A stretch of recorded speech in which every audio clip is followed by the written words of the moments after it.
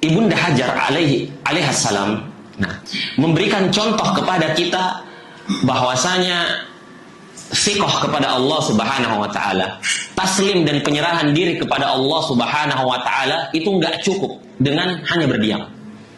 Setelah kita mengatakan saya taat kepada Allah, sam'an wa ta'atan, saya mengikuti perintah Allah, lalu kita enggak cukup di situ diam, berdoa, menunggu rezeki dari Allah Subhanahu wa taala.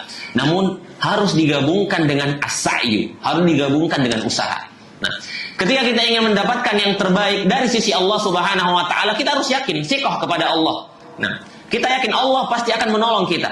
Namun kita tetap melakukan usaha yang terbaik untuk itu. Beliau adalah orang yang sangat yakin tadi. Beliau katakan idzan lam yudayyi'ana. Kalau begitu Allah nggak mungkin menyia-nyiakan kami. Namun di sisi lain beliau ketika makanannya habis dan anaknya menangis, beliau berlari berkali-kali. Dan sampai 7 kali baru ada air beliau berhenti. Mungkin kalau nggak ada air beliau lari lagi cari kemana-mana. Tapi ada mata air muncul baru beliau berhenti. Menunjukkan bahwasanya kesempurnaan keyakinan kepada Allah. Bukan berdiam, namun kita melakukan usaha yang benar. Untuk mendapatkan hasil terbaik dari Allah Subhanahu wa taala. Dan Allah Subhanahu wa taala pasti akan menolong hambanya ketika hamba itu sudah berada di puncak musibahnya. Ketika hamba itu bersabar. Seorang hamba ketika dia bersabar, lalu terus bersabar sampai dia sampai ke puncak ujian, maka Allah Subhanahu wa taala pasti akan menolongnya. Pasti akan menolongnya.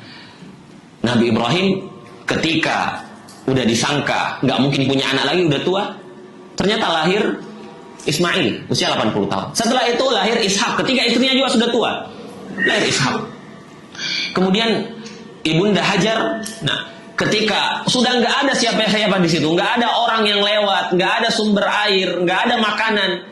Beliau udah capek bolak-balik.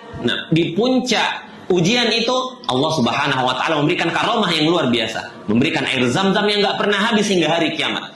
Bahkan langkah beliau diikuti oleh seluruh orang-orang beriman ketika melaksanakan ibadah haji. Lari beliau, jalan beliau, dakian beliau itu diikuti oleh orang-orang hingga hari kiamat. Itu karomah. Itu buah dari kesabaran dalam ketaatan kepada Allah Subhanahu wa taala. Ada orang yang mendapatkan ujian, baru awal ujian udah ngeluh sana sini. Ada yang udah mengatakan saya udah sabar, lalu dia nggak sabar. Itu bukan sabar. Sabar itu adalah sabar sebagaimana dicontohkan oleh Nabiullah Ibrahim. Dan ini memang susah. Namun Nabi SAW mengatakan man tasabbara yusabbiruhullah. Barang siapa yang belajar sabar, Allah pasti akan jadikan dia sabar. Allah pasti akan jadikan dia orang yang bersabar.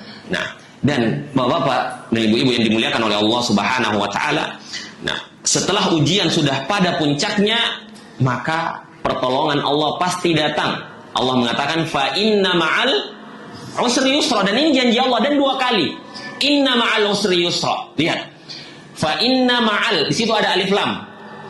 Al-usru, al-usri. Yusran. Yusrannya tanwin, yang belajar bahasa Arab tahu. Al-nya di sini lil ahad. Artinya setelah kesulitan ada kemudahan. Kemudahannya yang pertama. Lalu setelah kesulitan, maksudnya kesulitan yang sama dengan tadi, ada kemudahan. Sehingga para ulama mengatakan satu kesulitan itu ketika kita bersabar, hingga sampai ke puncaknya Allah akan memberikan 2 kemudahan, 2 jalan keluar.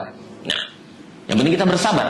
Bersabar dalam ketaatan, bersabar dalam usaha yang halal, bersabar dalam ujian-ujian, sampai Allah Subhanahu wa taala memberikan yang terbaik bagi kita.